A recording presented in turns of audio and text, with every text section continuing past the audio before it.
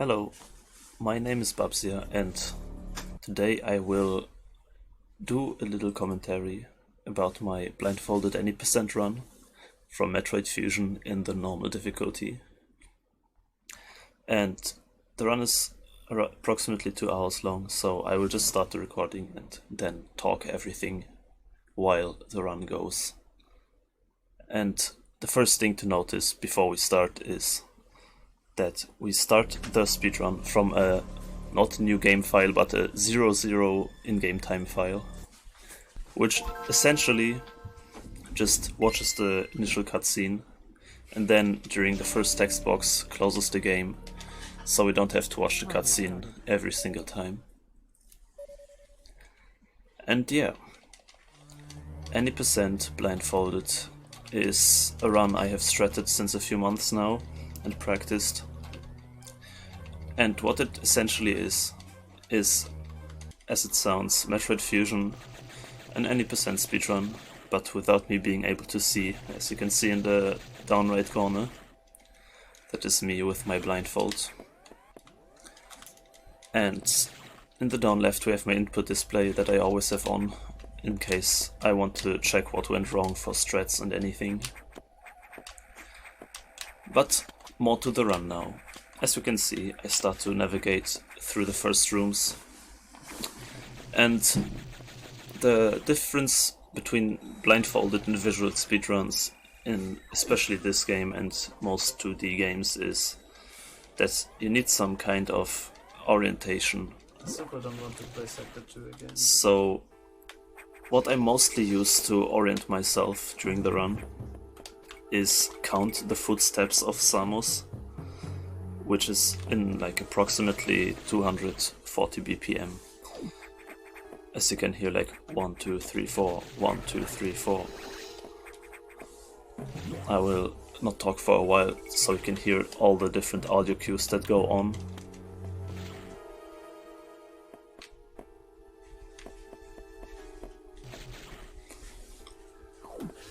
So I use these kind of sounds to locate myself. If I fall, I can hear when I land. On the ground I can hear the footsteps that Samus does. And I use these numbers to just navigate my way through every single room. I've created basically a strategy for every single room with backups. That involves like 3 steps to the right, then like a right jump, a wall jump, 4 steps to the left, etc.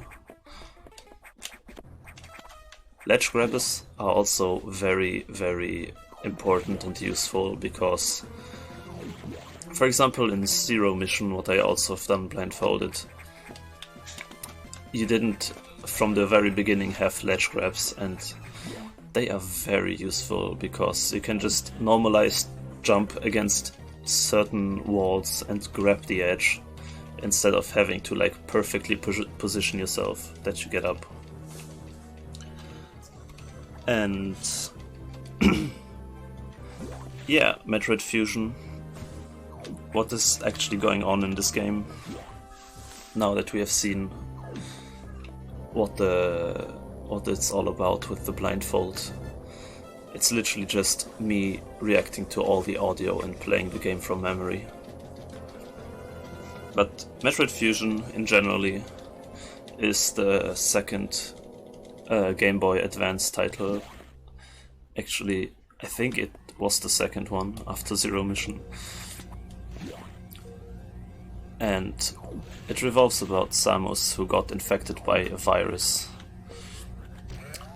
Then she got recovered, but is now like very sensitive to all those viruses called the X. So she can absorb them and stuff for, well, in-game just for health and ammunition and suit upgrades because the suit got damaged. Those kind of things you would normally expect in a Metroidvania game. You just run around, do certain tasks, get stronger, and at some point finish your mission. And yeah, we just acquired the missiles. Oh, it seems I got a bit lost here. It is always pretty fun to see when you get lost because you, for example, took one step not enough into one certain direction. But all those things are very easy to fix and back up. They lose a bit of time, which is unfortunate, but time loss, minor time loss is expected during blindfolded runs always, so we pick up 2 missile upgrades here because they are very fast and easy to get. I play so bad now because Even the visual speedrun picks them up. And here is the first door transition boss. This boss has a 50% chance of opening his eye or not, and I got 3 out of 3 here, which is insane. But this particular first eye door is extremely dangerous, and in a marathon setting I would save before this boss because it's so easy to die. You die in like 4 hits, I think. And it is very... there's so much audio going on, the zombie respawns after some time, the eye door shoots, and audio can get eaten. And here we position ourselves for a quick boss kill. Spam the missiles into the boss's face, but it didn't quite work out, so I get a 2 cycle. Which is still very okay, it can look way worse, but it can also be super quick. You are 1 minute and 10 seconds ahead at warp. And as you could see, those are the usual boss fights. You defeat the boss dies, and a core, like those ball things, spawn, and you have to shoot the ball with missiles. It's the usual procedure in this game.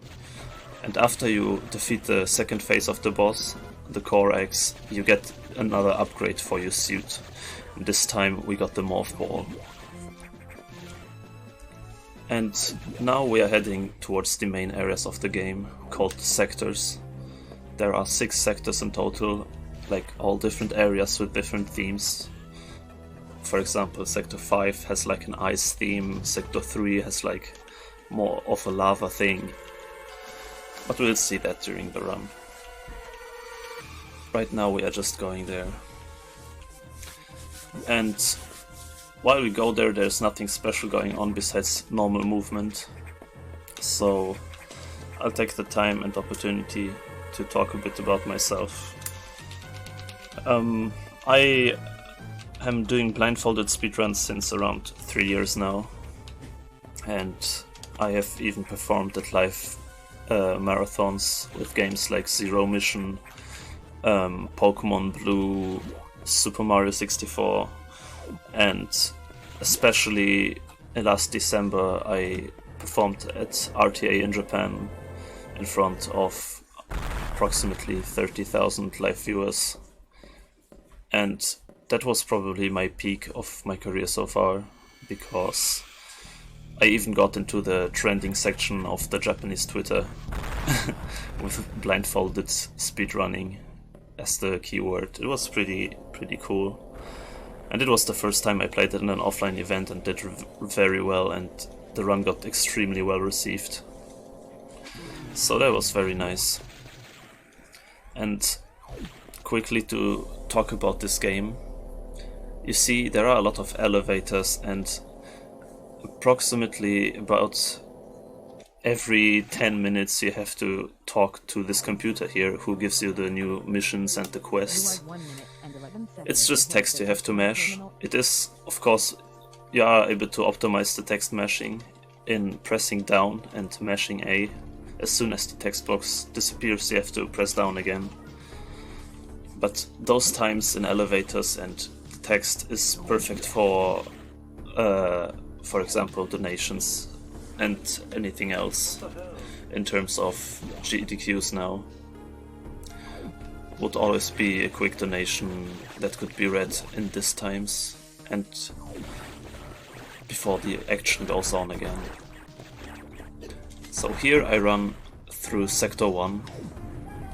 It's all but just movement. The biggest issue with Sector 1 is your missile management and health management. because it is very easy to, well, it's easy to die because you only have 2 E-tanks at this point. And here we get the third one. And I did not quite open this little block here, so I had to reopen the morph ball. But the biggest problem with Sector 1 in Blindfolded is the missile count. Because we can't really like shoot properly, and here I set up for 3 kills with 3 missiles, which was perfectly executed to save health. You have to find a balance between how much health am I able to lose with damage boosting like here, and how much missile can I use to not run out of missiles. And the goal in Sector 1 is to kill 4 or 5 of these floating things. They each take 3 missiles, and we need at least 3 missiles for the eye door before the next boss. That is kind of the goal, to have enough missiles to not need to farm. Right next to the boss is a spot where you can farm, but it of course loses time, and in PB attempts, especially in any percent, there is not a single minute to lose, because it's pretty optimized at this point. So yeah, to talk more about the different audio cues that we have going on. As you can hear, missiles are especially good compared to the beam, because you can hear the distance of the missile flight. That means with missiles you gain kind of the ability to echolocate yourself in rooms if you get lost. I don't use the technique really for speed purposes at this point, because I know the whole layout so well that I don't really need it. But if you get lost, it's very great to listen for walls and everything with missiles. This room is pretty random. As you can see, I'm shooting my beam, checking for this particular high sound that I hit a pirate with my beam, so I can shoot a missile. And I kill them all because they jump randomly from left to right and shoot lasers, and if I get hit at any point, I fall down all the way, and I have this normalized setup to get up to the upper door. So I need to execute this room perfectly in order to get there. And the next room will be the eye door. As you can see, I have 5 missiles and only 1 tank of health left, which is just barely enough to get past this door. And I set myself up here in case he shoots. I hold to the right to regrab. In case he doesn't shoot, I will shoot a missile into his eye. And I need exactly 3 missiles, so if I would be lower, I would now realize that I don't have ammunition and I would need to go further back and farm again, which loses a lot of time, but like this we can do it in 1 cycle, which is very cool. And here's the charge beam boss. Another core X, but the second type that shoots beams, and his eye opens every... I count the enemy boss sounds, as you can hear. 1, 2, 1, 2. So approximately every 2.5 boss sounds the eye opens, so I just run around 4 steps left and right, turn around and shoot a missile in these time intervals, and continue my way. The rest of Sector 1 will just be movement, I think, at the very least. We just defeat 2 more of those little ventilation things, and then continue our way to Sector 2. Is there anything else I wanted to talk about? So yeah, about Blindfolded in general, I've been, as I said, doing this for like 3 years now, and after my first runs I joined the Blindfolded speedrunning community too, and I act there as a moderator right now. And it's a very nice community. I would definitely advise you to check it out. We are very friendly people, always eager to help, and it's just kind of a niche thing still, but lately it gets a lot of traction, and many people, even casual players, are interested in blindfolded challenges and speedruns, which is very great to see and always makes us very happy. And as you can notice, probably, I don't really talk myself during my run. I just have my mic on for like controller sounds, and in case there is like something going on that everyone can hear. Not that I am accused of cheating and anything. But yeah, I usually don't talk because I am absolute in focus mode, and it's very difficult to count all these numbers of steps and all this and reacting to audio cues if you have to talk yourself during it. That's why I kind of took the opportunity right now to talk over the run myself. And in marathon settings I always have a commentator or like a couch that talks for me, which is of course very nice, so I can just focus on my run. And yeah, more text boxes, more cutscenes and elevators, perfect time for donations. We run this path between the sectors here very often, because we always need to switch from sector 1 to sector 2, from sector 2 to sector 4 and stuff. So we'll be very often seeing this place.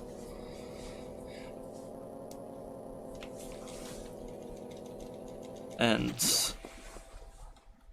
yeah, sector 2 is also a pretty scary place. 1 minute and 46 seconds ahead at S2 terminal. In sector 2 we get the bombs for our morph ball and the high jump, which is very convenient to get so early because we don't have to memorize rooms with 2 different jump heights in this game, only like a few. If we would get high jump way later, it would be more difficult because we can't use the same normalized setups with the low jump and the high jump, of course.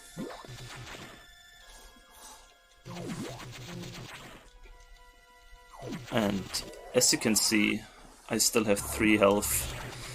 I navigate myself with footsteps, and I will try to kill a lot of enemies in these early stages of Sector 2. They take 2 missiles or a charge beam. But I kill them in order to retain my missile count and my health, especially because they do a lot of damage. I think like 50 energy, so like 6 hits and I'm dead. So I have to kind of eliminate them. And here I use a wall jump to get up there. Wall jumps are a pretty useful speed technique in this game, because you gain horizontal movement as well as a bit of height. But unlike other Metroid games like Super Metroid or Zero Mission, you cannot wall jump against the same wall again. So you can only wall jump away from a wall, which limits this ability a lot in this game. And I just got the question if there are animals in this game that you can save or not. And there are indeed animals, which will come up after all the initial sectors. But unfortunately, there is not a choice in this game. It is very linear from the story and everything, so we have to save them. Which is not a bad thing. I guess everyone loves the animals. Besides speedrunners, because they are random in how much time they use of escaping. So it can vary from around 10 seconds to like 30 seconds, I think. But yeah, the good old animals are of course also in this Metroid game. And we just got our bombs. and we hear the mysterious footsteps of Sykes, which we saw earlier in the cutscene. It is a identical copy of Samus, but he stole... It is like a virus parasite thing that stole the abilities and then mutated. And it's the very, very scary enemy of this game. Whenever he appears, you are supposed to feel fear and just run for it. We as speedrunners don't care that much, but it is still very scary. And in this room, it's the first difference between an 100% run and an any percent run of this game, because here we start to skip the first item tanks. And to talk about 100% and any percent. Any percent and 100% both use the same general route. I haven't run any percent as much as I did for 100%, but that's mostly because any percent is much more riskier in terms of skipping E-tanks for speed and skipping missile tanks for ammunition count. And 100% it's of course a bit easier because we have more health, more missiles, more power bombs for everything. But especially in my route that I use for any percent, I skip a lot of E-tanks that would be very beneficial, which will be seen in Sector 4 after this one. So if I would play this game in a marathon, I will still run any percent, but collect the safety E-tanks. They do not take so much time, like you lose around 50 seconds, I think, for the first E-tank. That is very useful. But 50 seconds in PB attempts is a lot of time already, as my sum of best is like 3 minutes off my PB right now. So conveniently there are a lot of E-tanks just placed in our way, so we will still have a lot of health. And here is the next eye door before the high jump boss. Again, 50% chance that he opens his eye. That's 3. And with the new charge beam upgrade we only need 2 shots. And here we come for the first very cool boss strategy. This boss is also random in how often he jumps, but we position ourselves at the corners. Here he jumped 1 time, and I reacted quickly enough to do a left jump and shoot him in the eye. What we usually do is wait for him to jump on us. Here I missed because he only jumped twice. He's supposed to jump onto us, damage boost us into this position, and then we wait until he opens and just tap left, shoot up and run away again. This we do 3 times. 2, 3 jumps. And now the second phase starts, where he just jumps, goes right and left and jumps again. And this is a bit random because you have to run after him because he jumps around 2 steps right and left of you. So you will see me miss a few times here.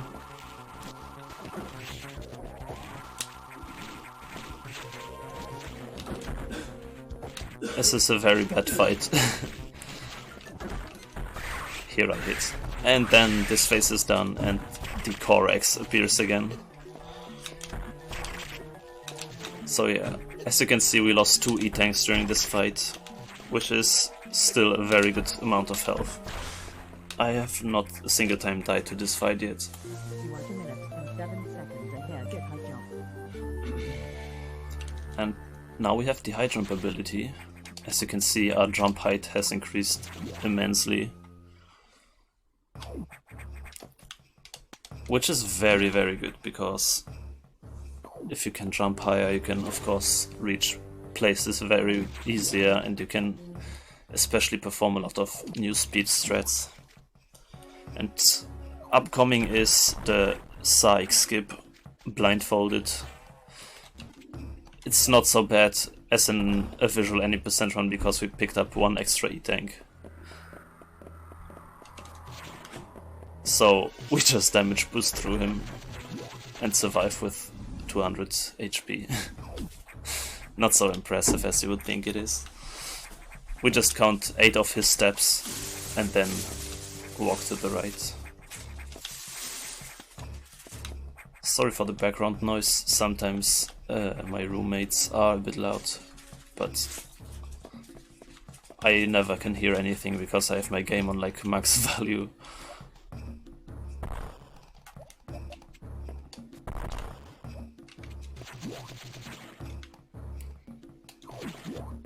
So now we just walk out of Sector 2 again, get to our good old hub area of the elevators, and proceed to Sector 4, which again is a very difficult sector, probably one of the most difficult parts of the run.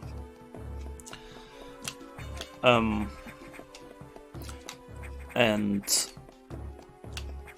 Sector 4 is very, very infamous for any percent because it's where in my route I skip the major E-tank that we would need for the boss.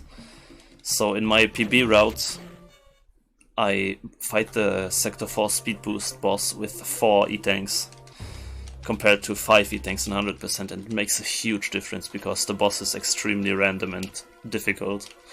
So a lot of runs just simply died at this boss.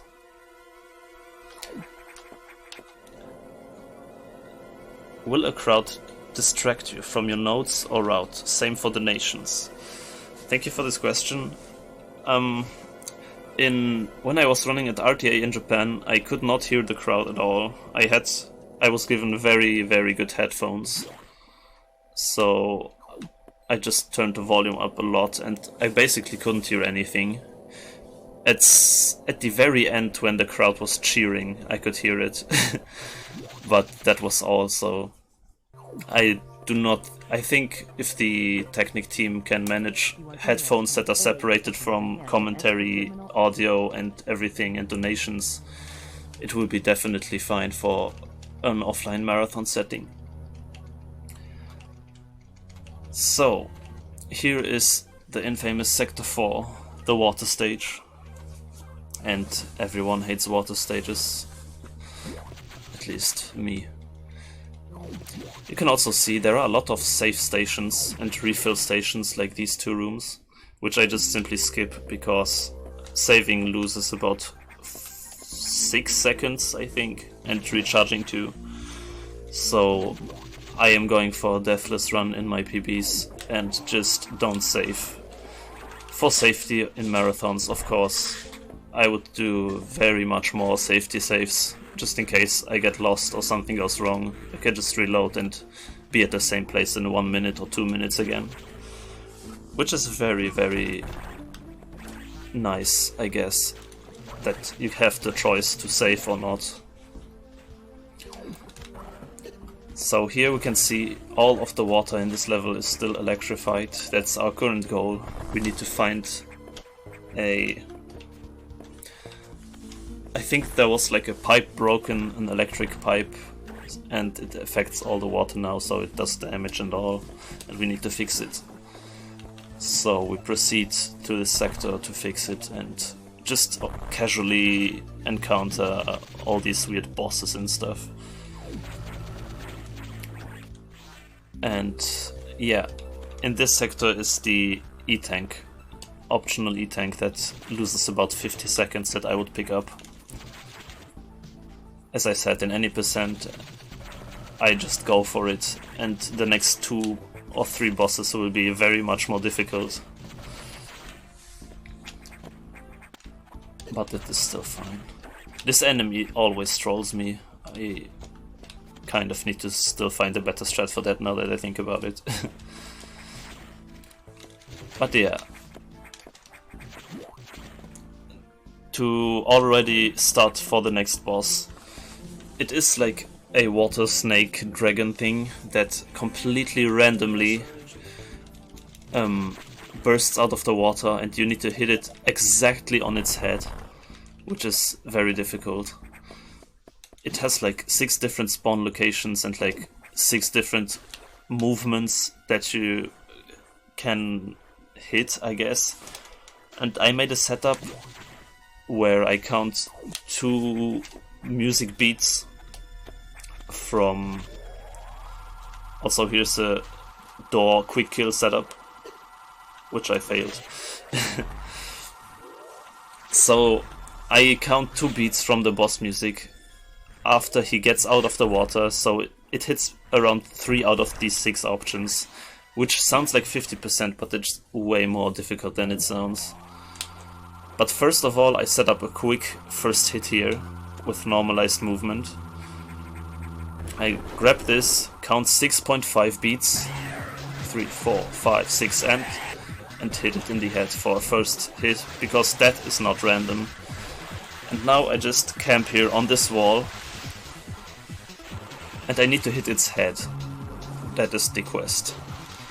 As you could see, it spawned under me. I lost the whole E-Tank during like 1 hit. He does tons of damage. And here my strat worked. 2 beats perfectly in the head. After a hit he gets invulnerable and super fast, so you need to wait. And I'm already at half of my health, as you can see. It's very, very dangerous.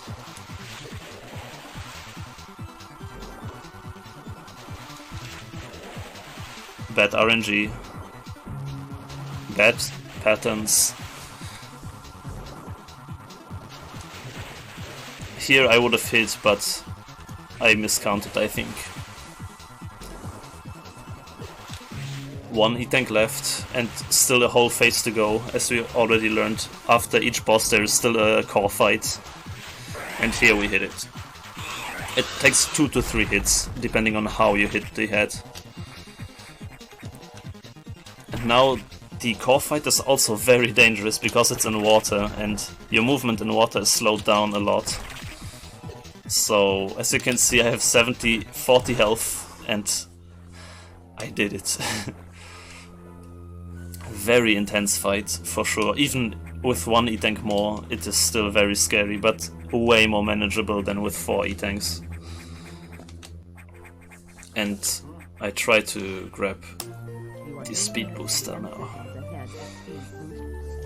Speed boost, of course, as it sounds, is one of the very, very good items for speedruns, because it allows you to, after 11 steps, start to run extremely fast. And as in other Metroid games too, you have the ability to store that speed while pressing down on after you get the speed. You can store it and then Shine Spark, it's called, where you basically fly through the air in like max speed. And we will use that, especially in 100%, a lot to get all the difficult items. In any percent it's not used that much, but it is still a very major movement tool. Here we grab 2 more missile tanks. The current any percent route collects 28% of all items. Compared... it's not that much. Here we set up movement. It is very difficult to explain all the movement that goes on in the different rooms, because each room is very individual in how I count what sound cues I react to. But mostly I try to kill the enemies that are in my way to not lose more health than needed. I use a lot of these left and right jumps that are normalized. So I always am in the same positions. I use all the different sound cues and then just navigate my way through everything. I will, again, just for everyone to hear a bit more of the game's amazing audio, by the way. It has very good audio cues and very good movement audio and everything. The only problem with Metroid Fusion audio for Blindfolded is that if there is more than like 11 audio clips at once on the screen, which we'll see later, close to every single important audio of movement gets eaten, so I'm basically blind and deaf at points. But for the rest of Sector 4, I will just be quiet and let you enjoy a bit of the audio so you can experience the true blindfolded experience.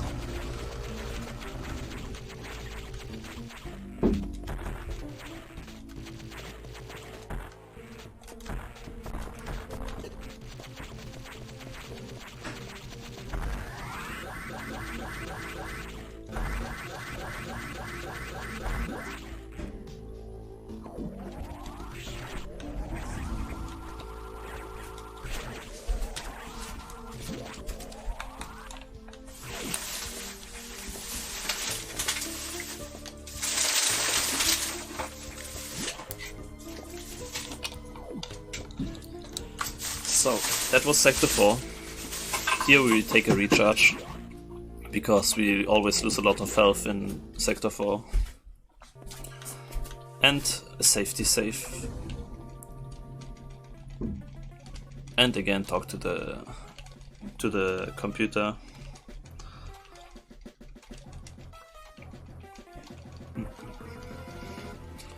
Also, I would like you all to take note of the music in the background, especially to the rhythm of the music, because I very often use that also for setups instead of footsteps.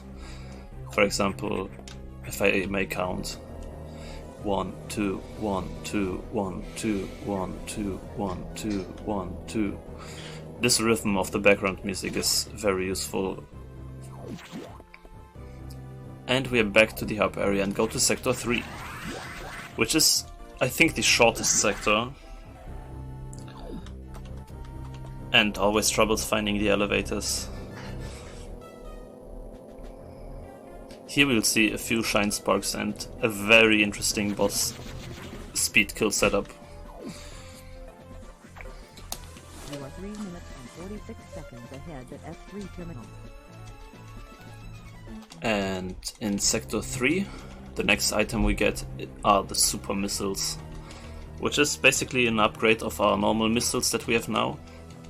And other than in Super Metroid and Zero Mission, it's not a different kind of missile, it's just an upgrade to your already existing missile. Which is kind of good and kind of bad, because super missiles are way more powerful, they do way more damage, but they shoot slower. And here we set up a shine spark, which I totally missed because funny enough, if you can look at my input viewer, I think I will mess it up again. It is very difficult. Yeah, it's very difficult to press diagonal when you don't look at the controller. You sometimes just lose the sense of what you actually press.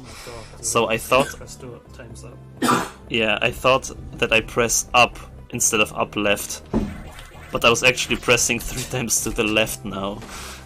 It kind of gets very confusing sometimes in Blindfolded. I am always pressing left, and I don't know what's going on.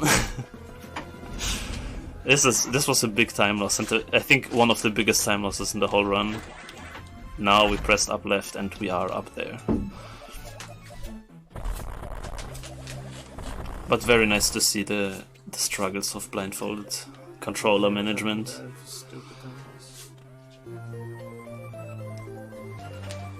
As you can see right here, we also open these different colored locks. There are 4 totals. Now we have the ability to open green locks. And we continue our way to the boss. With a lot of normalized movement and speed boost. There are a certain type of blocks, like here on the floor, that only open when you speed boost on them, so... Here climbing ladders is also a very interesting technique and very nice, because you can hear like every step that you go with the ladder.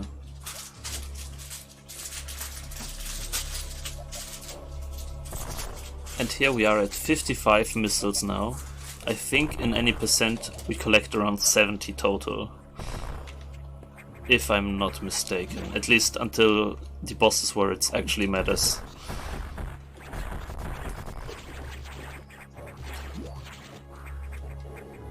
And here are the super missiles.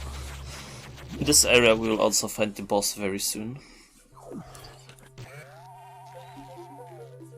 And again, PB attempts, I do not save, I do not refill. Right now I have 3 E-tanks with 90 health, 46 missiles, and this boss is pretty scary. In a marathon setting, I'm not sure if I would save, because I'm very confident in myself and my skills here, but there is still one room to the right. Here is the save station, which would take like 10 seconds to take, but here I set up a boss kill. 6 steps right, 2, 3, 4, boom. Missile, so he gets stun lock in place, shoots his attack. I run left to the wall, 1 normalized jump to the right, damage boost to get the exact difference to the left here, jump up, grab, and he's perfectly under me so I can spam missiles. He damages me, I can spam missiles again, just spam missiles, and I missed 1. He's 1 health away from the quick kill, so I just repeat what I did.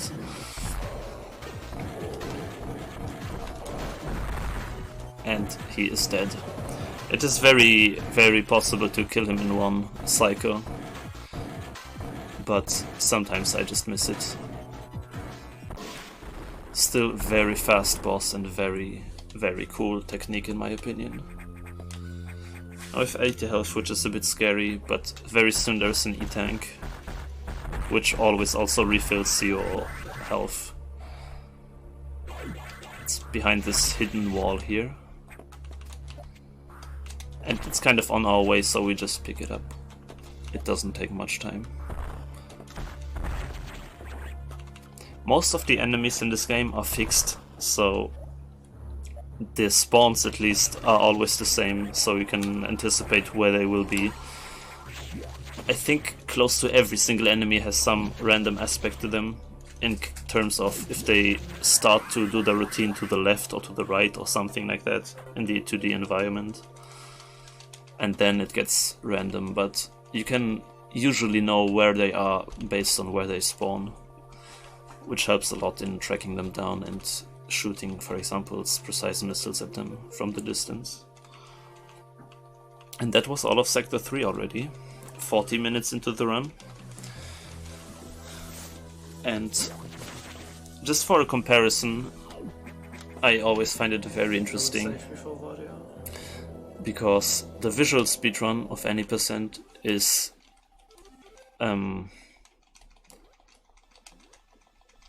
okay, don't get me wrong, I might be wrong, but I think the visual top 10 times are around, actually I will look it up, I think around 1 hour 20 minutes. I do not want to say something wrong, so I will check. Yes, visual any percent is around 1 hour 11 minutes till 1 hour 17 minutes in the top 10.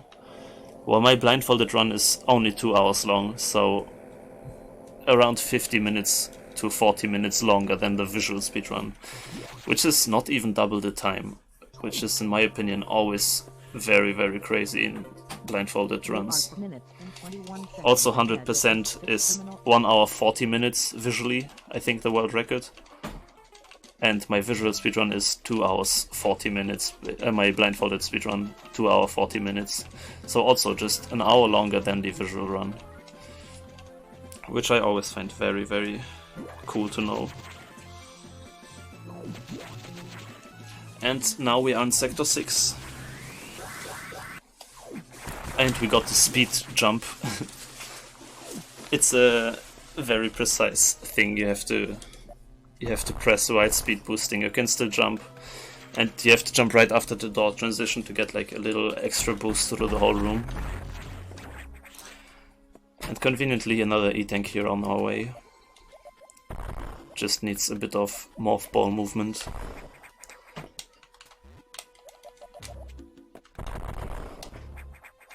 And we are at 6 E-tanks now. Still 1 E-tank less than in 100%. And it still is very scary for the next boss. It's very interesting because this 1 E-tank for like at least 4 bosses makes a big difference in terms of difficulty. It's not like the bosses get easier in 100% because of this 1 E-tank, but it definitely makes them much more manageable than with 1 less. It's always scary. And here we see there are these blue viruses around that do damage, and they hunt you down. And the fun thing is they knock you back in different directions. So not so nice for blindfolded. But another E-tank. And the second encounter of our good old friend Sykes, which we also will skip. This time in a bit more cool fashion than just damage boosting through him.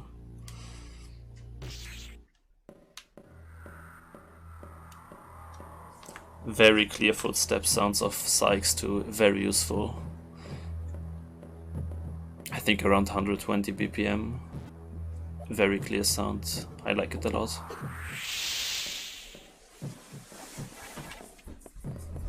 So here we wait. We hear the jump of him, start running and take the shortcut. And we escape. And a few people came into my room for my mates. Now that I hear it, the first time that I notice it.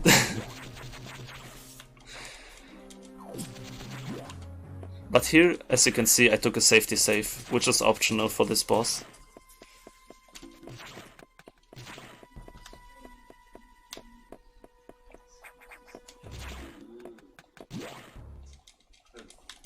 I hear that the VOD is very laggy. Let me check really quick.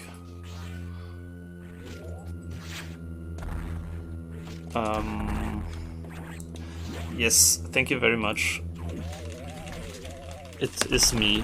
Thank you very much for noticing. It should be better.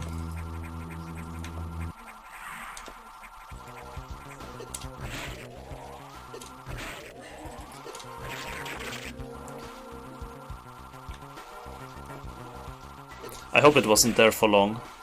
But here is the next boss, in which we just... It's completely random how he flies.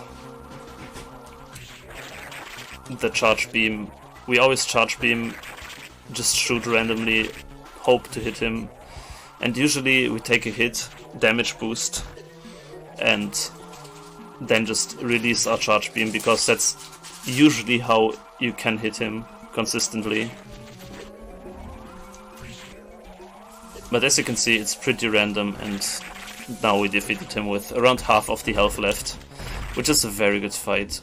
But again, Core X phase 2, and again water movement, so the core is faster than us, we lose a lot of health.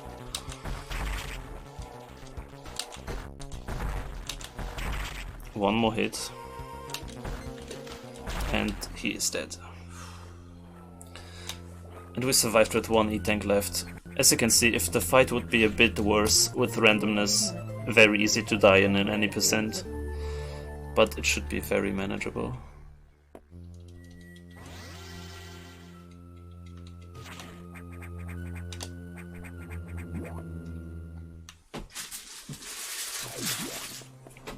And yeah, sorry for the lags, it was my power supply not being correctly plugged in. I hope it wasn't too long and too bad, and I can still use this as a video.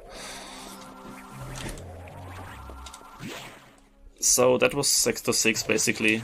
The scariest part is the boss with its randomness, which is very still manageable.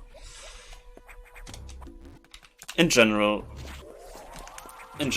this game has a lot of like randomness that loses a bit of time, but it cannot really, you lose complete runs to it, which is kind of very nice. There is one big random factor later in the run that I will point out, which is the reason why 99% of my PBs die. PB attempts at least.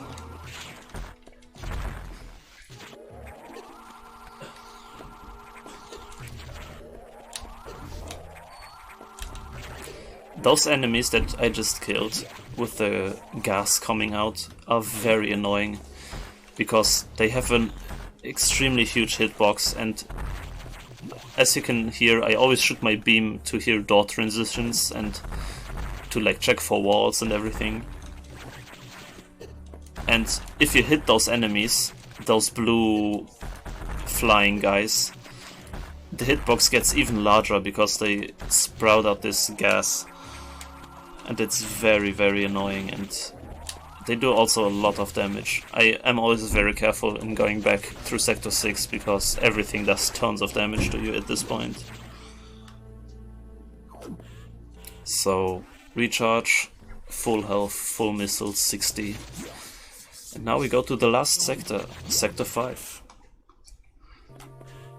And then we have the first round of all the sectors done.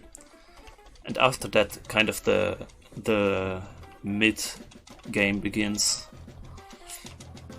With super scary bosses and everything gets super scary. This game is, for Blindfolded, very difficult in my opinion. It offers great tools in terms of movement and audio and everything, but the general difficulty of this run is much higher than other games I've done for sure. Which is a very interesting combination because you can really improve and refine your skill, and it really pays off, and it's noticeable. It's extremely fun to run.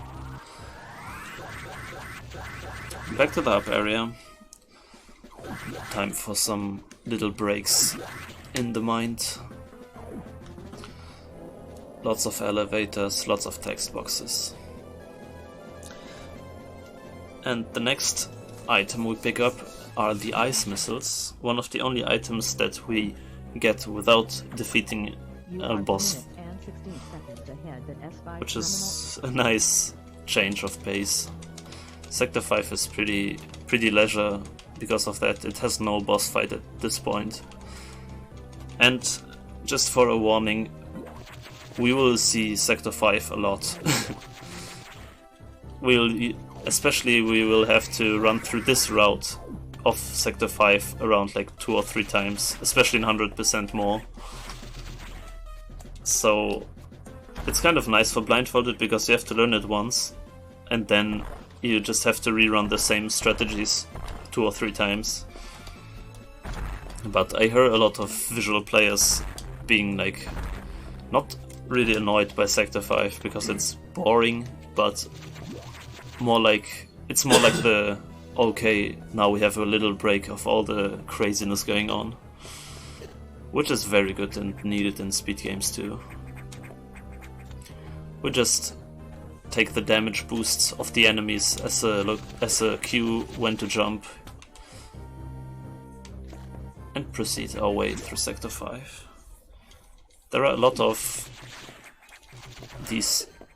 Oh, also, I didn't mention, but as you might have seen in Sector 6 with the boss fight, we have acquired a new suit, the Varia suit, which in close to every single opinion in this world looks disgusting. But this suit allows us to pick up these frozen virus axes. Now they give us health and do not do damage anymore. And we are able to survive extreme cold. That's why we are able to go to Sector 5 without taking constant damage every second.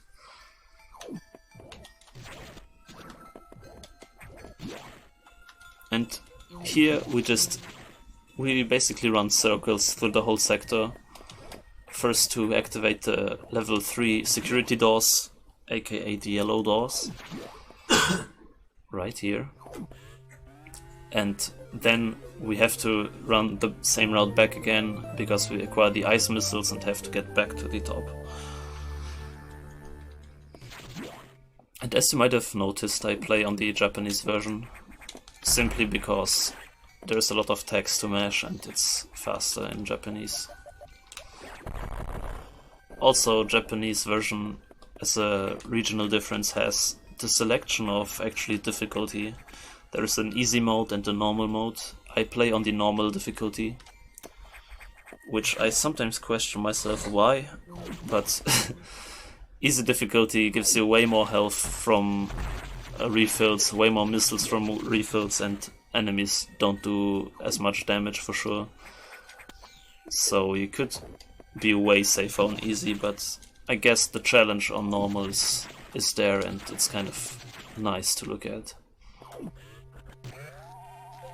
So here we get ice missiles. You are minutes and 13 seconds ahead at Iceland file. And I'll try to focus a bit more on my actually blindfolded strategies that I use, but it's always very difficult to explain. Here I set up for an E-tank. I need to freeze this Ripper. Here I could hear that I froze him, and I test with my normal beam if I froze the guy next to me or the guy that's off screen to the down left. So I can precisely hear which one I froze and where he is and use him as a stepstone to get into this door here. Like strats like these, where I just hear for specific audio cues and perform like a specific strategy, are like present in every single room, but the rooms go by so fast that it's very hard to explain in time. In this room, for example, I do a left jump to get up, 2 left jumps, 1, 2, jump and shoot, kill, 2 right jumps, jump and shoot, kill, go to the right, freeze this guy, and use it for the speed boost.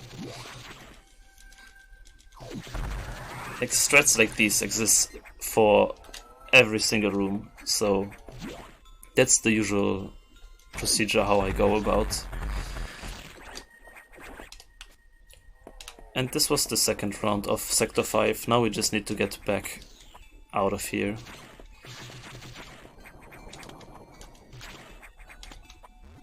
And then we are finished with the 6 sectors.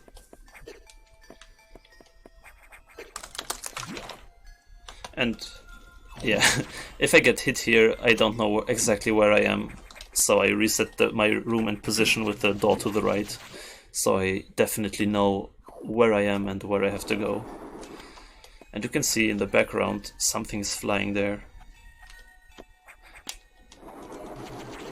Spoiler, but it's a boss that comes up in around half an hour.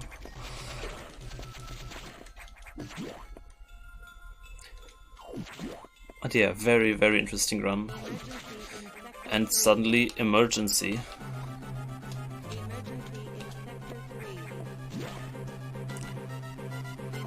I will recharge here to gain a bit of health, because sometimes I lose more, sometimes less, but just for safety, it doesn't take much time. And what now happens is that we have 6 minutes to go to Sector 3, into the deepest parts of Sector 3 even, as you can see here on the map, and deactivate some system thing and or kill a boss. Which is, even for blindfolded, more than enough time. I usually finish in like 3. So we just run back to Sector 3. As for elevators, if you are interested, I always use 2.5 steps from the door transition, then stop and check. If I don't hit the elevator, I tap right and press down again to check until I find it. It's these little things that make blindfolded so weird and different, I guess. Like even the simplest movement of finding an elevator can be a huge task. So here we just run through all of Sector 3 again. But now we do not go up where the boss was, but we go down. I listen for a specific enemy audio cue here to know where I stop and just fall all the way down. Here we can see lava. Lava is very... as you can see, there are these fire things flying out of the lava, which can randomly hit you like here. I need to react and press up quickly to re-grab the thing, which is way easier than it sounds, to be fair. You just need to react to audio very quickly. Now, these sections get very interesting because, as you can see, these long-ass dragon enemies are freezable and you have to use them as platforms to jump on and stuff. So we do that a lot with like very timed ice missiles. This one we kill, same as the guy above us, to jump on this little block and grab the ladder. Lots of enemies everywhere. So we just carefully make our way through. Kill a lot of enemies to be safe with movement, to not get knocked back somewhere we don't know where we are. 4 minutes left. 2 more rooms left only, so very manageable. This room is very random and a lot of audio gets eaten. I will be quiet for a while.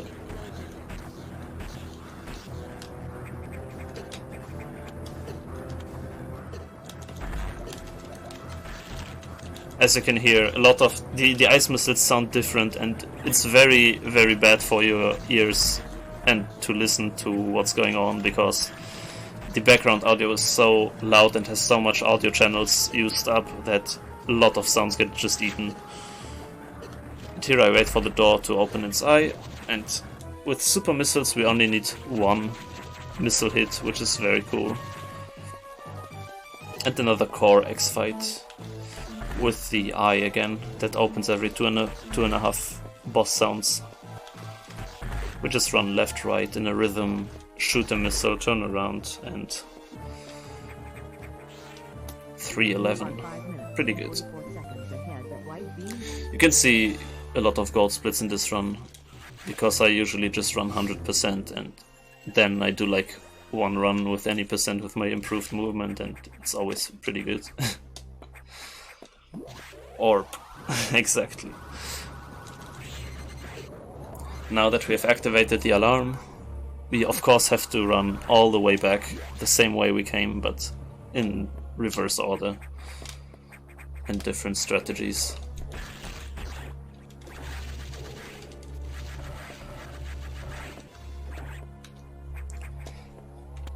And as you can see, right now with this amount of E-tanks we are pretty safe.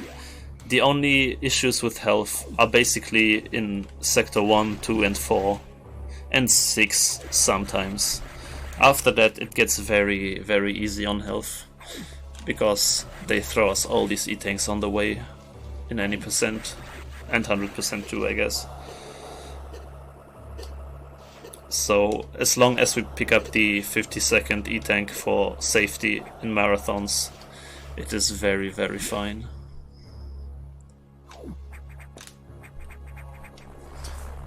And we proceed our way back up to the entrance of Sector 3.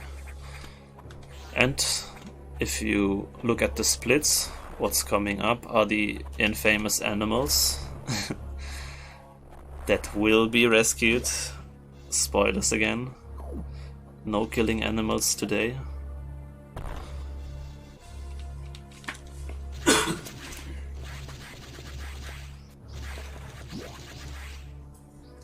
We just run back. Here we use 4 missiles to precisely stop at this pillar to do these jumps to get up here. All just normalized movement, so you can perfectly know where you are.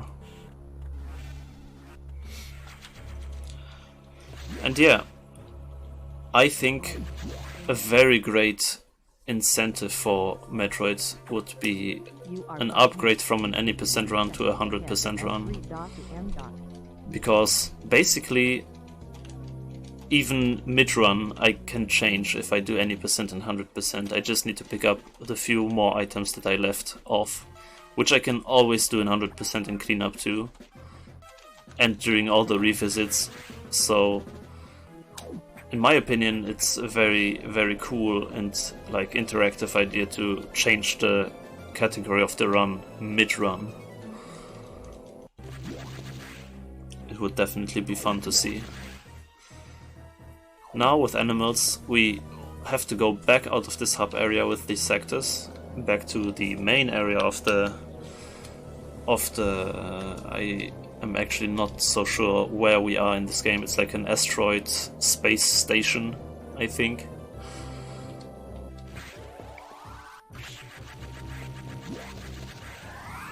basically we walk back to where we started the game.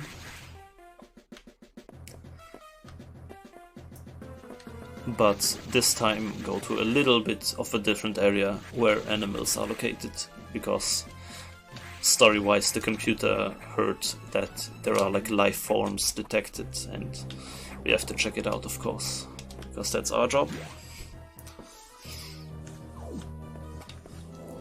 And again, upcoming is a lot of movement with timed ice missiles on enemies to use as platforms.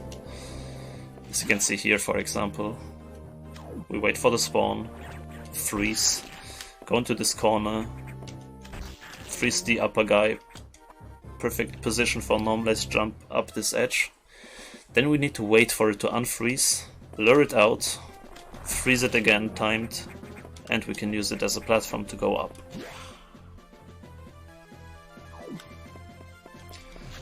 And in the background you can see the famous animals, but we kind of have to go around, so we still need one more free section of enemies.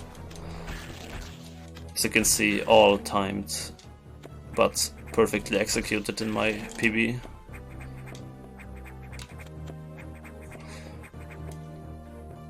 Movement wise, while it is pretty optimized already, blindfolded, in my opinion, for me and my skill at least, there is always room for improvement for sure. And you can see these animals go out of the door, and it's kind of random how long they take, which is not very good for speedrunning. And another missile tank we take up.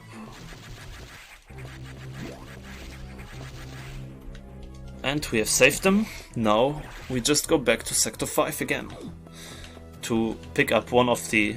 Oh, and I missed the elevator, I went too far. Oh no, the true end boss of the game. Blindfolded elevators. The nightmare. And here's the beautiful, beautiful Varia suit in all his glory.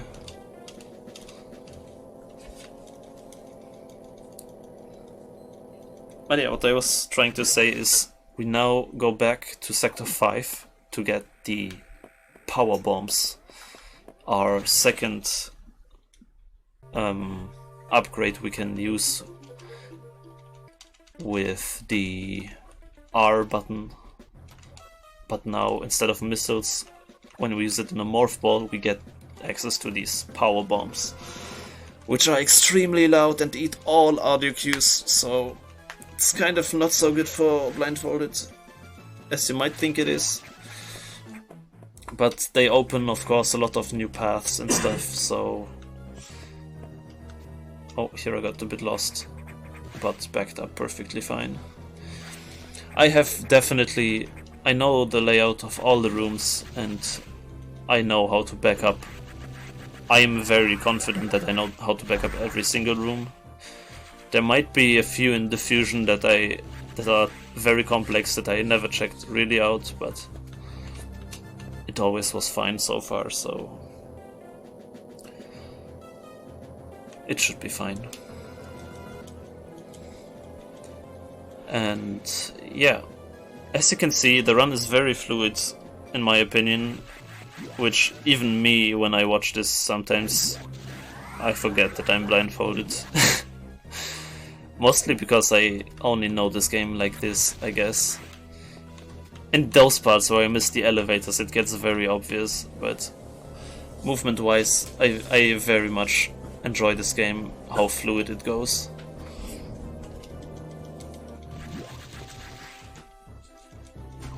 So here we are back in Sector 5, and we just go to the same terminal as in the ice missiles a few minutes before. And again, an upgrade without boss fight for free, which is very nice. Here I safety saved. I don't know why. I guess I got a bit stressed and scared because I was 5 minutes ahead. It happens a lot. I think one of the biggest challenges of blindfolded running is stress and like your mindset during the run, because all you can literally see is nothing, and you are just like left there with yourself and your thoughts and the audio. So it's always very difficult to remain calm, especially in stressful situations.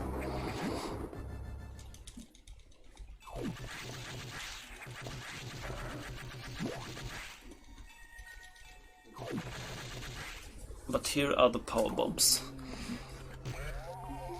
In case I would have messed up this enemy freeze strategy that I explained earlier with the Ripper here on the ladder, I have now another chance to attempt it without climbing all the way back up, without basically any time loss. And listen for the sound. Beautiful powerbomb sounds. And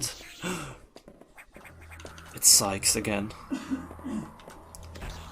This time we freeze him with ice missiles, use the chance, jump perfectly over his shots, and it's a perfect psych skip without damage. This is all pretty much timed, and you can see to the left there is the first powerbomb tank, which we do not pick up because it's any percent, and in any percent we do not use any powerbomb tank at all, because we don't need them. We just use a few power bombs for movement and then we never use them again. So we can just skip all of it. And now what happens is what I said earlier. Now kind of the mid game starts, or like late game if you want, because we have kind of done all the trivial things, visiting all the sectors, getting all the items, and now, especially for Blindfolded, it gets very difficult again. It's very interesting because the first few sectors are extremely difficult in Blindfolded, then it gets a bit easier, like animals, power bomb, ice missiles, and then the difficulty ramps up extremely high again for everything after ship return in the splits. And here we pick up one more missile tank for the upcoming boss fight. So we have 75, we'll have 80 for the boss fight. Set up a little movement to get quickly up here. And we out of sector 5. This time for good. In 100% we will do another revisit and run the whole route again. You are 8 minutes and 41 seconds ahead But of F5 to it's end. not 100%.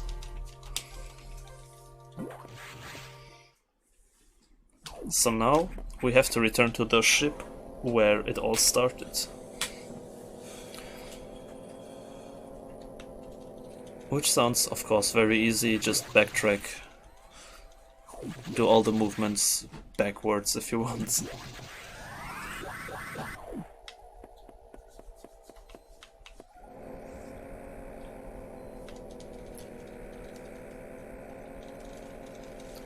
But the elevator stops, so we kind of have to take an alternative route.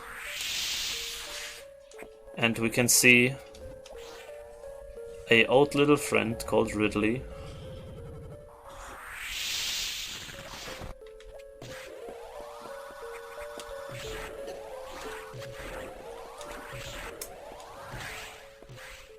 Which we'll see later, of course, as is expected in Metroid games, I guess.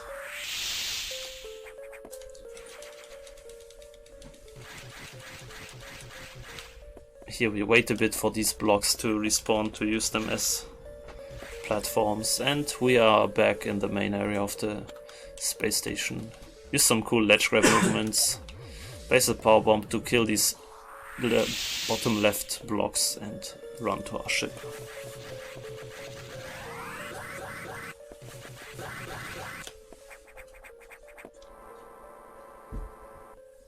And during this part we get a free save, which is great.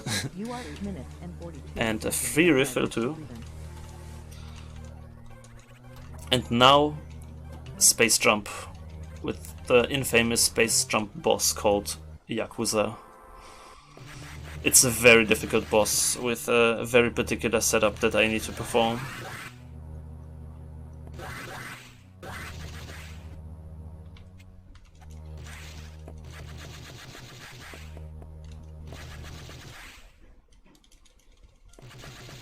Long fall, and we jump on landing, and we see space pirates everywhere again now here.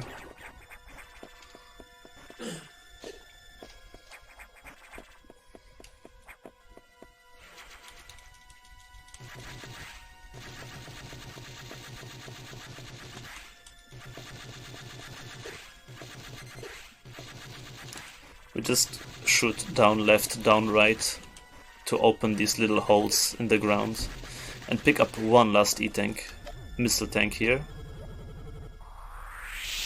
So we have 85 for the upcoming boss, which is just enough. I cannot stress enough how important a high missile count is for this boss.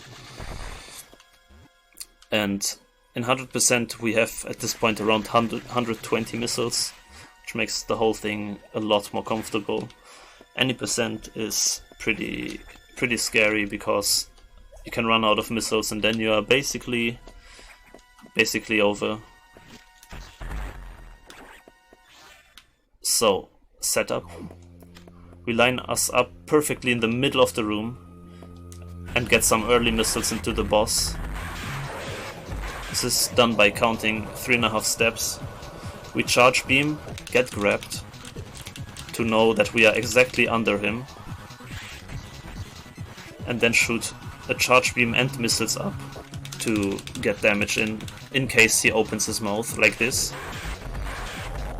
And perfect one, like, not a one cycle, but the boss can not open his mouth for at least 4 times, so this was second time.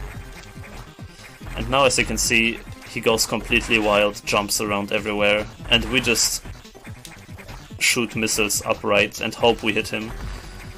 And as you can see, we still have 50 missiles, but it very fast goes down, and we still need a third phase with the core X. Health is looking halfway, so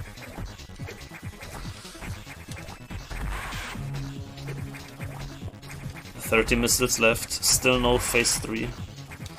Very scary, and here we hit it.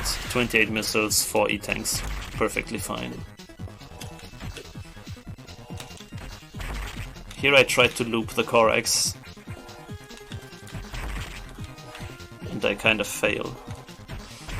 Big orb.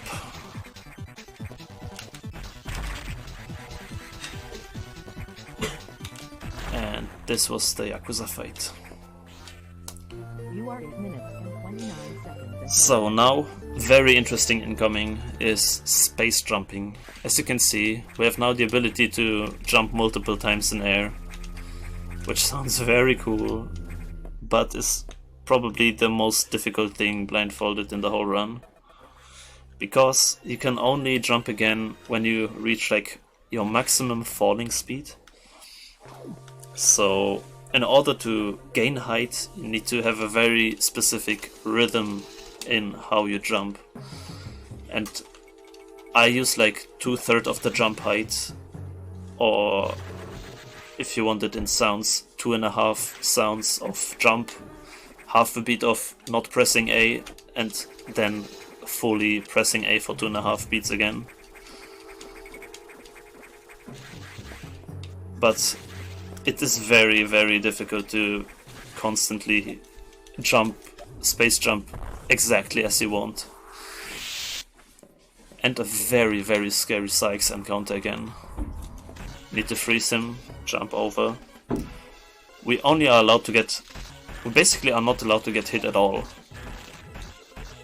Need to place a power bomb here to freeze him and have enough time to escape. Still more. And we've done it. We just hide here, be a ball.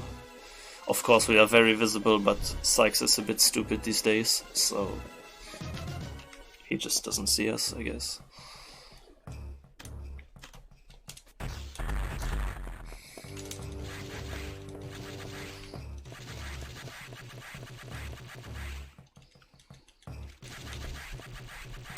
Here, door transitions and space jumps. I get first try up here. I very often struggle with this room. Don't ask me why. I got the question how Sykes does not see me there. And yeah, it is just programmed like that. I don't know. As soon as you are a ball on top of that thing, it's like not in his visible radius, I think. Here we safety save before the next boss, which is upcoming very soon for Plasma Beam, which also has a very, very cool blindfolded strat, in my opinion. First, more space jumps. We need to jump up this hole. As you can see, failed the rhythm, not a jump came out and I have to reset the room. And the boss will be very self-explanatory, but I want you to keep in mind that I very carefully routed that I have enough missiles for this boss.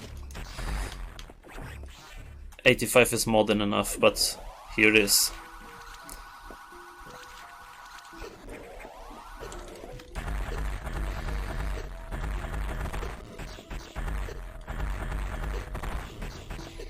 The good old damage boost into the corner, downright missiles until he's dead.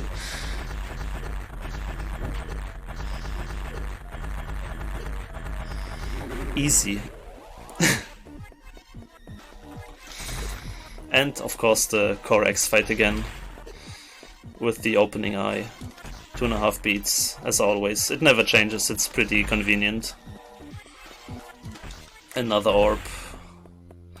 And that's Plasma Beam. You are 8 minutes and 34 seconds ahead at Plasma Beam.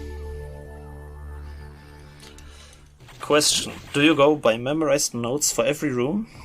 Or do you also just go by memorizing the layout of the area and using muscle memory? If both, what percentage of each? I basically... 1 second. 1, 2, 3. I use a very particular setup here for this space jump, that the enemy doesn't see me. I need to wait around 3 sounds. So basically I have strategies with inputs and movements for every single room, definitely. There is not a single room I don't have a line of notes of how I need to move. But what I do is I remember these text lines of inputs and stuff that I need to do by memorizing the layout again. So I don't know, it's like a mixture of both for me, because I use all the footstep counts and stuff in combination with the layout of the map, so I can also improvise and do muscle memory very quick movements. I don't know, it's pretty difficult to explain for me how I use both of these things, especially when my strats don't work or I get hit and I don't know exactly where I am. Of course the room layout is the most important thing that you have to work with. And I use that very often, especially when learning the game. After it gets more optimized, it's not used that much for me, because as soon as I need to quickly back up, I most likely lose a lot of time already. So, and it doesn't really happen that often that I forget a room or get lost at this point. But yeah, it's definitely a mixture of both, I think. More of just clear strats for each room than memorizing the layout, but I would say 70-30, maybe. Yeah, around that.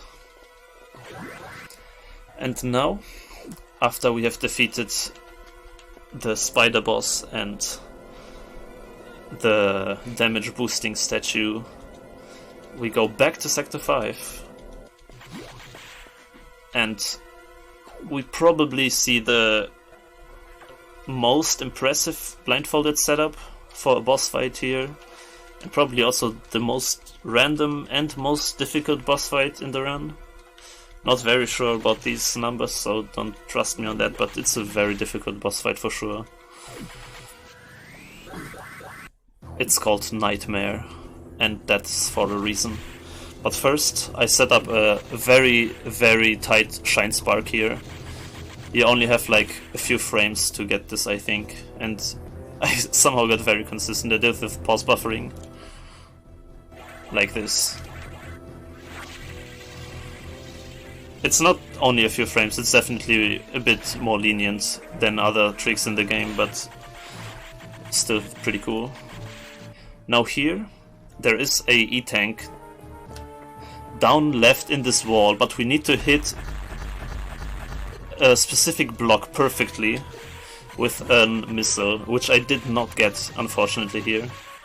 So I just fight this boss fight with one E-tank less. I usually pick this up because it takes like 20 seconds, and it gives you more health, which is always good. So here we reset the room for the enemies to be in spawn position. Just go up here.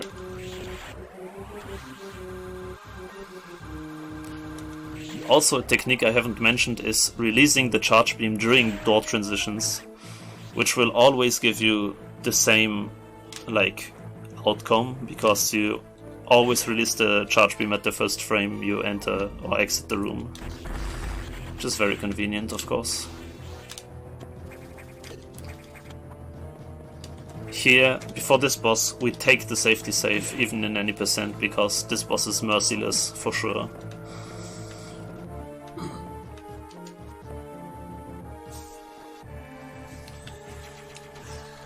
So yeah, I already will talk about the boss strategy. We first use the setup to get into a very specific positioning where he doesn't hit us for his first phase. Then we damage him to the second phase, where he gets kind of random, but not random, but very predictable still. And we use charge beams to hit him down to the third phase. First, positioning. Exactly after this right line on the floor. Then we shoot him twice. One, and then one with missile. Go a bit to the right, 2 charge beam up. Damage, another charge beam up, and that's the quick kill. Now, phase 3. We spam missiles like crazy. And it lags a lot. And now this is random. He can fly everywhere. I use a setup where he hits me left, do some particular steps, and perfect boss fight. Very happy about this one.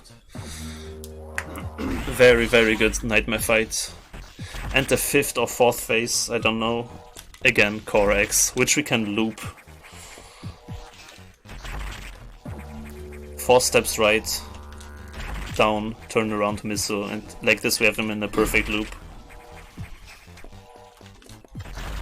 This could be a very good run. Yes. You are 9 minutes and 30 seconds. Another orb defeated. And now we have finally a very cool suit in comparison to Varia. The gravity suit, which allows us to run fast underwater.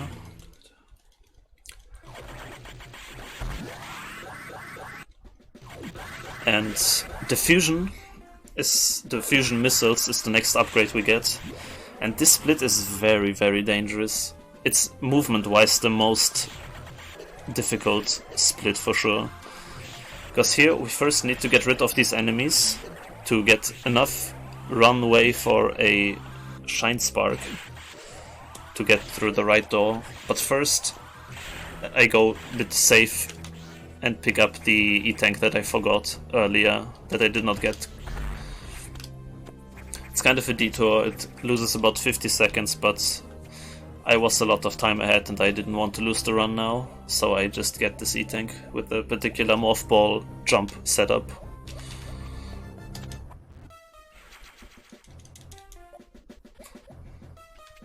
And now I kill all the enemies, make way for a speed boost, and then speed boost through the right door. If you get hit, of course, the speed boost gets cancelled, so you have to run back and gain more speed. Here I jump after 8 sounds to perfectly land in front of the door. Here's another save point that I usually take, even in any percent, because the fusion is very scary, as I said earlier. And it's very conveniently on the way. Lately I have been skipping this because I got better at this split, especially in 100%, because there is a refill. But there's a lot that can go wrong in this area underwater, that much I can say. Here I use a power bomb to get rid of a few blocks to the left. And I use exactly 5 steps to get perfectly in the middle of these missile blocks there.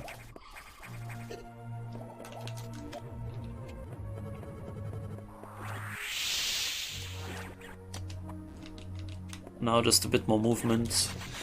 And here I created a new strategy lately, where I place the bomb here, run left, and then listen for the ledge grab to actually get down, because I lost a few runs in exactly this section, because this maze here is very easy to get lost in and it's not fun.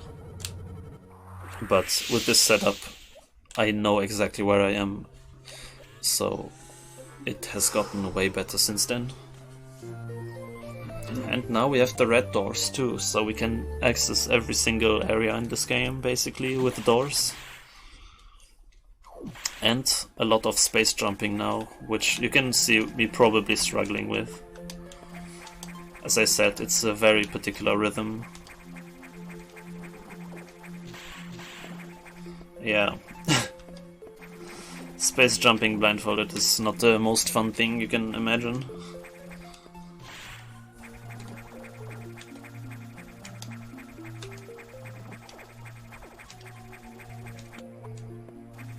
But we made it up there. And at this point we don't grab any more upgrades or anything.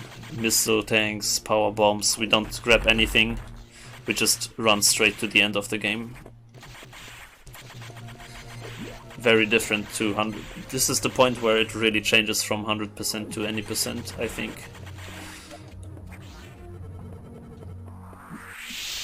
More space jumping. And I don't know what I thought there. I didn't hear the ledge grab, I think.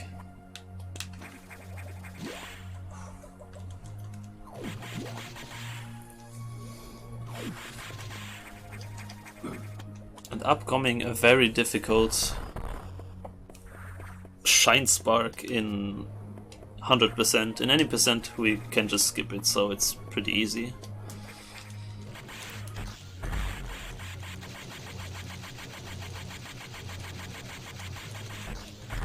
Here I listen for this enemy to kill and safely go up here. I need the area to be clear to safely freeze this guy so that we can get through. As you can see, it blows up when it's not frozen, so we need to freeze it before going here. And now I set up a first speed boost, perfectly killing this enemy, getting the speed to get one level below. And here it's a very difficult Shine Spark in 100%, but in any percent we can just run and spark and we out of here. Very nice and clean.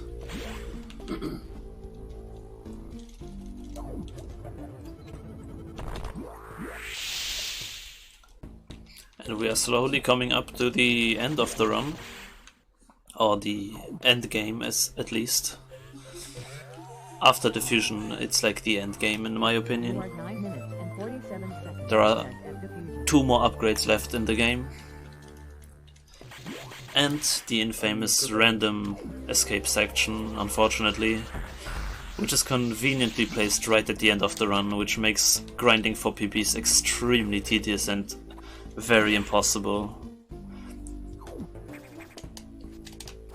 That's why I still haven't gotten a better any percent PB until this day. I had runs that were like a minute ahead of this, but the random escape section just completely destroyed me again. But I will talk about that more when we actually get there. Right now we are in Sector 4. We just went here through this water section. And we need to get back to Sector 6 now, because there was something in the story that happened. I'm actually not quite sure, but there's a boss waiting for us. This is very much sub-tube based. That's all that we need to know, I guess. And this next boss contains another beam again. I haven't talked much about different beams, but the difference between beams doesn't really matter for Blindfolded. For speedruns, of course, each beam upgrade gets more damage in. The charge beam does way more damage with each upgrade. And it has like abilities like it goes through walls, it goes through enemies, it gets wide, it gets strong and all these kind of things. But yeah, for Blindfolded audio, not much difference. Wave beam, with wave beam you kind of lose the ability to check for walls, but you don't really have that anyway, so you need missiles for that in Fusion.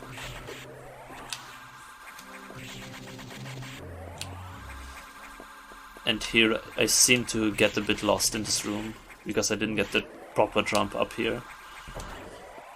But no problem, of course. You just need to calm down and do the correct strats again. So we all saw this section already in Sector 6, but this time we take the door to the left here, a little different path. Little enemies always obstructing the way. It's very crazy how little enemies can throw you off so much in Blindfolded.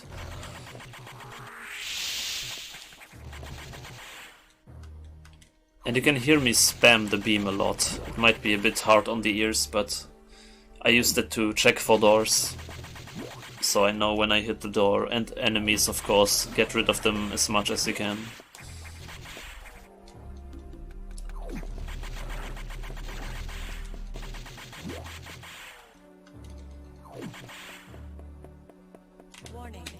And here we hear the warning sound, which means the boss has spawned.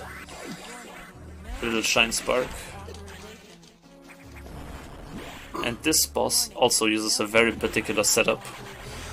It's someone we all have already seen and know.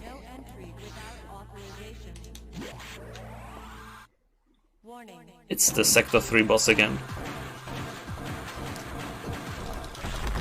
I use a damage boost setup at the beginning to get one charge beam and one missile in.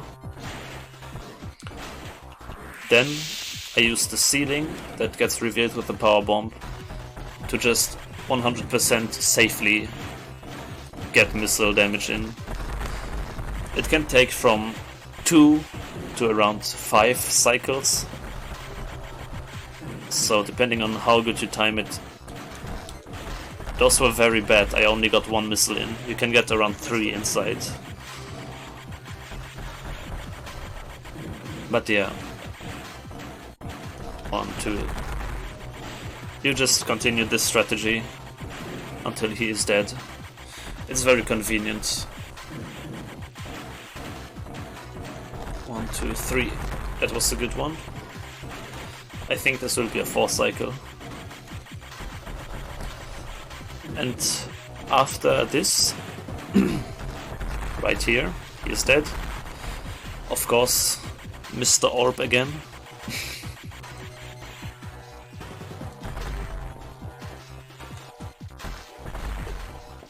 It's again the one with the opening eye every 2.5 beats.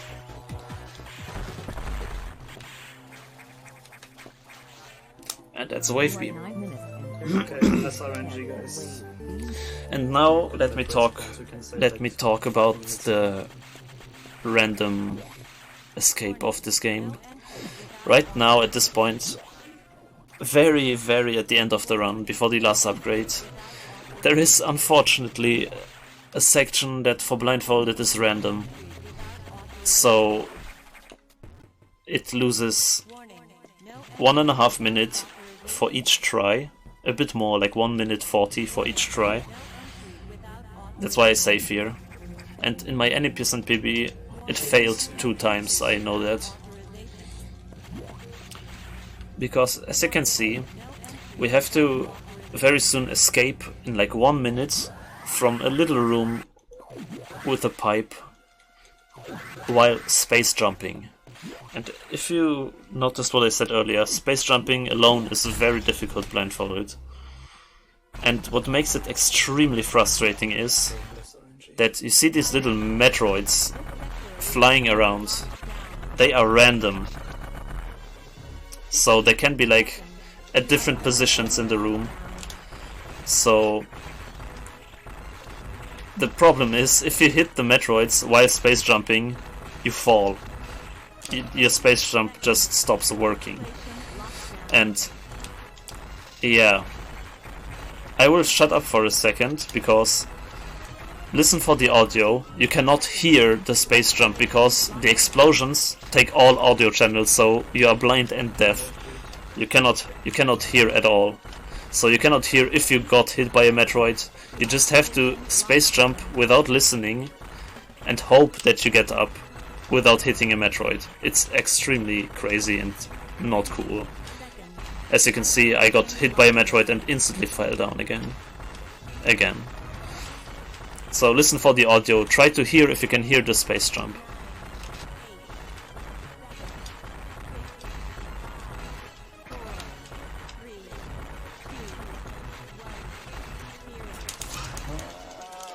No, didn't it?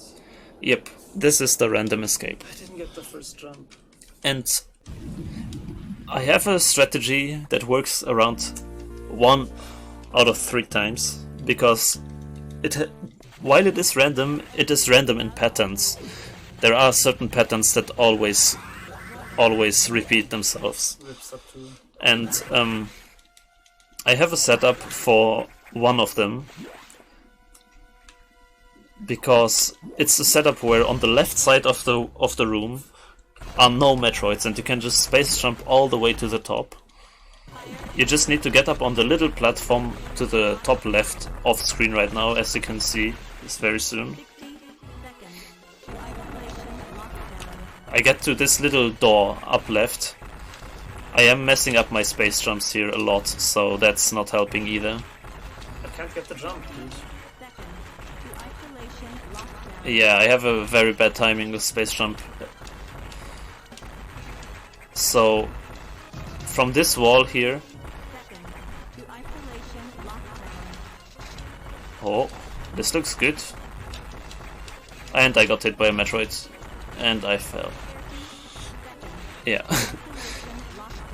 So if on the left side of the wall is no Metroid, I can get to the door. So I will get it definitely in 1 to 5 tries. Here I can check with the beam if there are Metroids above me. And at some points I just hear that there are none. In that case I can just easily go up there. But it is possible to lose around, I would say, let's say maximum 10 minutes at this split. Just because of randomness. But it never should be more than this, definitely. In my any percent PB it was now 3rd try. So fucking stupid. And in my 100% I got it 1st try. 3 minutes lost. So this is basically the most annoying section of the whole run. The revenge of orbs, exactly. Oh, I don't want to run any percent anymore. And yeah, any percent is very, very tedious to run at this point, because my movement up to this split was very good. But I cannot get a very good escape to actually PB. Here, I am on the left side. Now I just... it's there. I listen for the Metroids and just space jump up. And here I got lucky. Even though there were Metroids, I still got through somehow. And I am on the top. And I just go to the right. Did not hit the third Metroid on the way. And we did it. Shit. But yeah, We still saved like 1 minute. it's always like, as I said, first to fifth try, apparently, approximately. And with that, the run is basically safe if you get through this section. Never deathless. There is still a few more bosses to fight, but they are all very manageable. Especially Blindfolded, they are still very okay. Septo is dead now because of this mistake. So we have a few last computer sections, and the last upgrade we need to get is Screw Attack.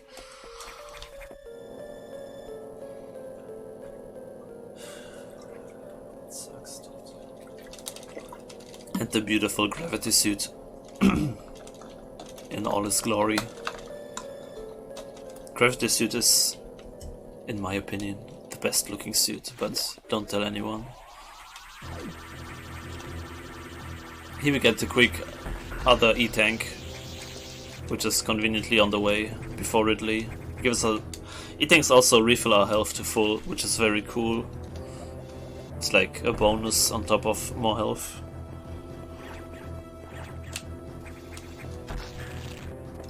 So here we just maneuver through a few more rooms until we go to the next boss fight.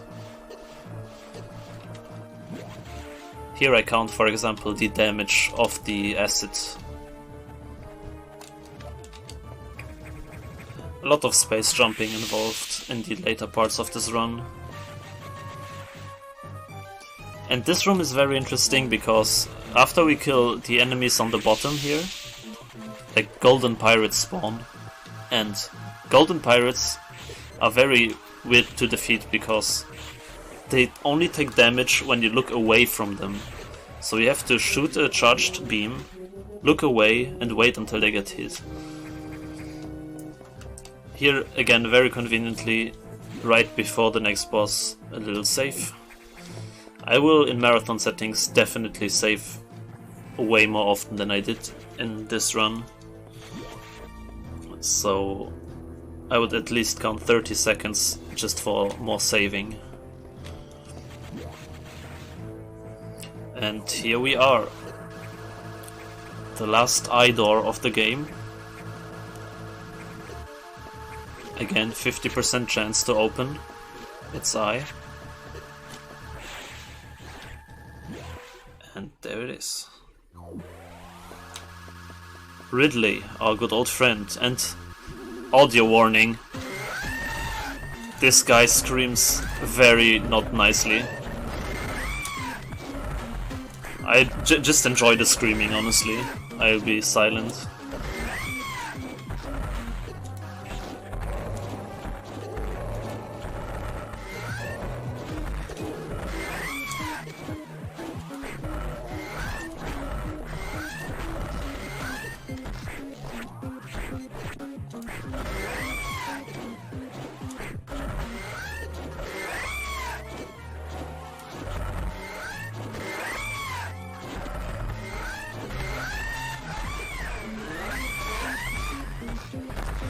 It is music to my ears. But yeah, Ridley, the boss fight itself is very easy. It might look fancy, but all I do in this fight is charge my beam and release it up left. And repeat with a missile afterwards, like charge beam, missile, charge beam, missile. That's all I do in the whole fight. I don't even move, I don't touch the stick at all. And another orb, and we have Screw Attack. This will not subdue. The last item we gained now is Screw Attack. As you can see, our space jump now has electro and it does damage, and we can basically kill everything with our space jump now. which sounds cool on theory. In practice, again, it's space jumping blindfolded, so it's not very cool.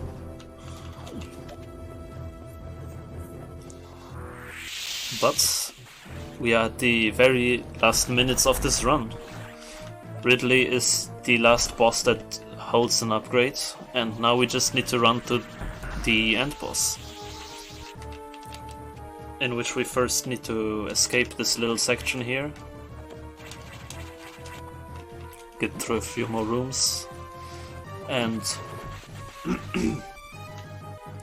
if you can remember, the end boss takes place where we first got the missiles at the very beginning of the run. Sorry. So we need to run back to where we got the missiles, and there awaits a very familiar enemy again. But first, this room, a lot of space jumping.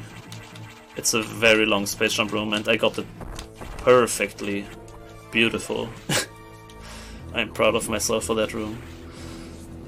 And now we're in Sector 1. We just need to run back up, go back through Sector 1 to the space station. It's just a few rooms that we need to take. And one more space jump room. Here I have a very good rhythm. As you can see, I gain a lot of height with each jump. So I found a very good rhythm here. Also very good, very beautiful. This room we haven't seen so far, because it's lava and earlier we could not enter here without gravity suit. Here I messed up a little normalized jump to grab this sledge and get out of Sector 1. Just a few normalized jumps and we are up here. One last refill before the boss.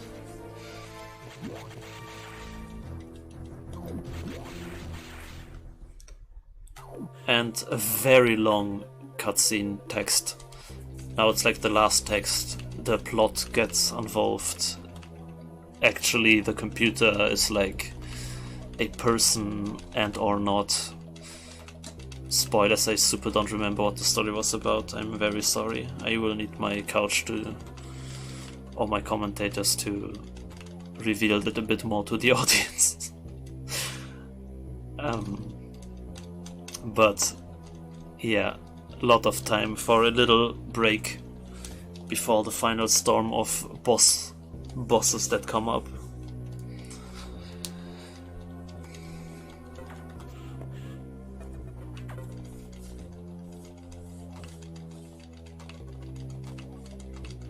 And at this point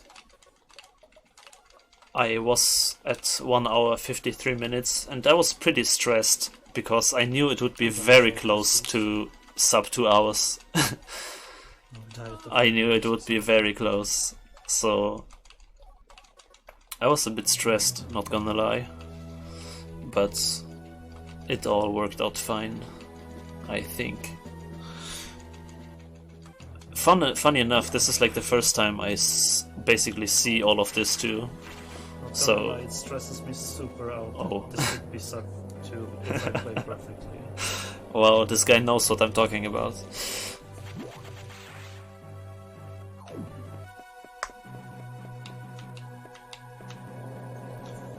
It puts a lot of pressure on this whole situation.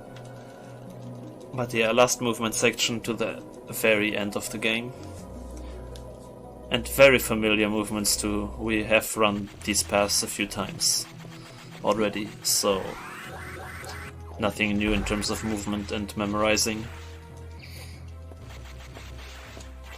Here there's a little shortcut in this hole, in this wall, where we can screw attack through. As you could see, there are also blocks that only get destroyed by screw attack, which we used conveniently to get quickly here. And here I messed up my movement a bit.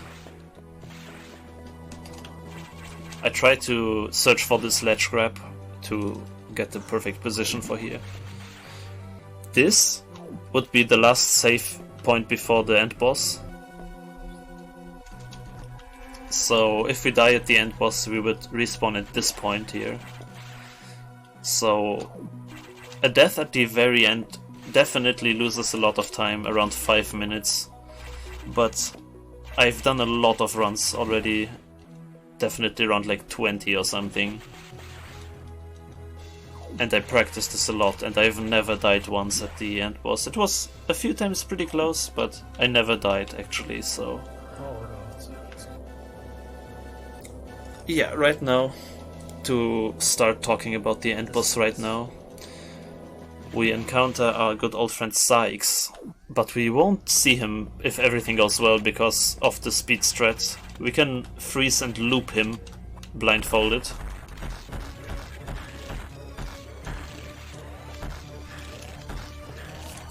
As you can see, I'm charging charge beams and shooting immediately an ice missile afterwards. And like this we can loop him in place.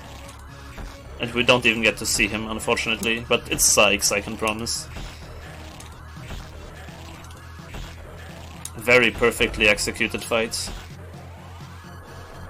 Then Sykes evolves into like a super disgusting creature that we quickly saw there. And this we also kill with plasma beams. And the final orb of the game. Space orb. This orb contains the ice missile beam. And it's the definitely the most difficult one. It has tons of health, and it also does a full E-tank of health if it hits you. So now we defeated it, and we just need to get up to the last room. But I messed up my space jump. But what is this? The upgrade escapes. Oh no.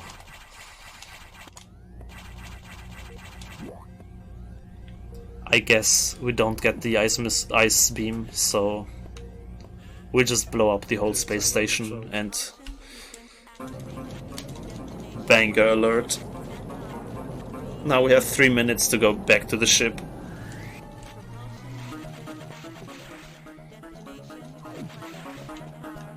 And again, as cool as the music sounds, it eats a lot of audio cues, so it's very difficult to hear with this music.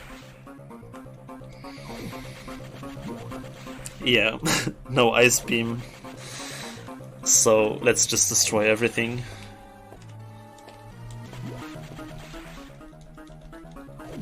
So we just navigate our way back to the ship, where the last challenge of this run awaits us. Very clean movement overall.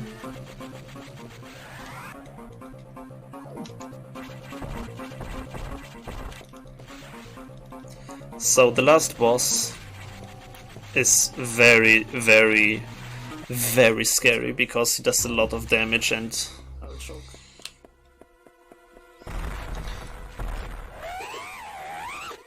Uh-oh, what am I doing? Oh no. Uh-oh, 1 HP, this is not good. Something failed in my setup. But what's this? It's Sykes!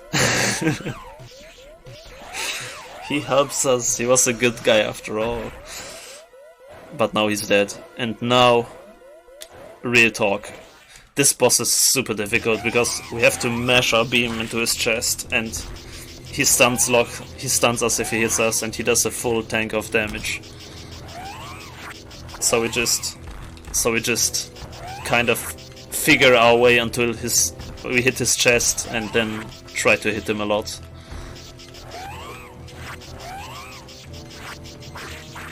Oh, getting very low on health. This is very close. Uh-oh. Okay, easy peasy. No orb this time. No sub 2. But that is Metroid Fusion Blindfolded, any percent, ladies and gentlemen. You did Metroid Fusion any percent. No. Very closely choked the sub 2 hours, but 11 minutes. no. No. No.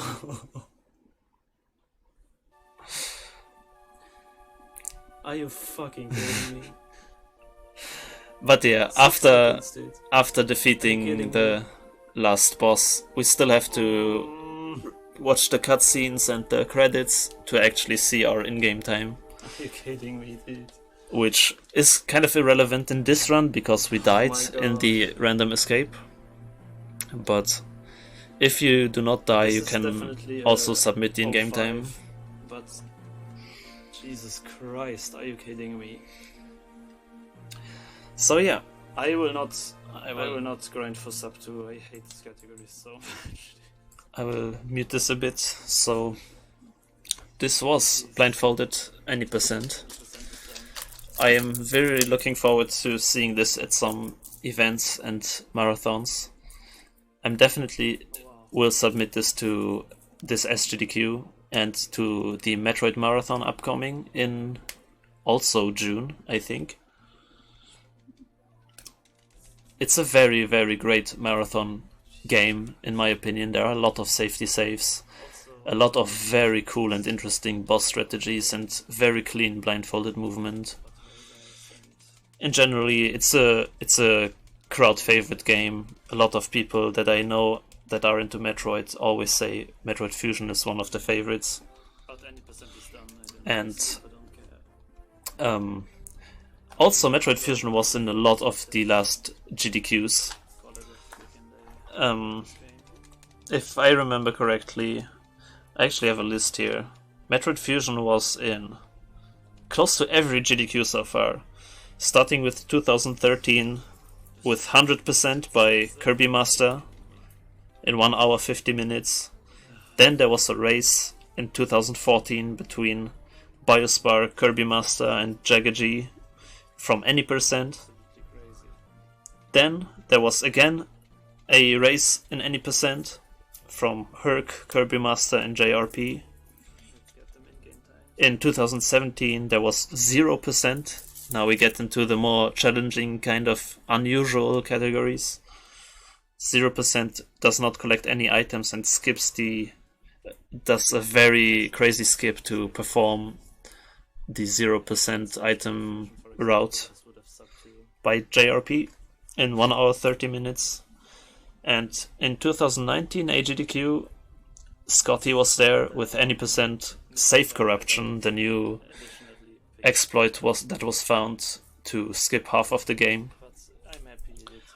So I would be very, very excited and happy to continue this with a new run of Blindfolded. I am very much saying that 100% is the cooler category of those two, because while it is a bit longer, the cleanup contains a lot of super cool tricks. But any percent again is very fast and also contains 90% of the content, so both are very cool and, as I said, can be also very likely be intertwined like mid-run changed category, which sounds very, very cool and exciting to me. So yeah, this is Blindfolded Fusion. My name is Bubzia. I run a lot of blindfolded games, speedrun wise, and this is our in-game time, 1:23, with 28% collected items. Good game, and see you next mission.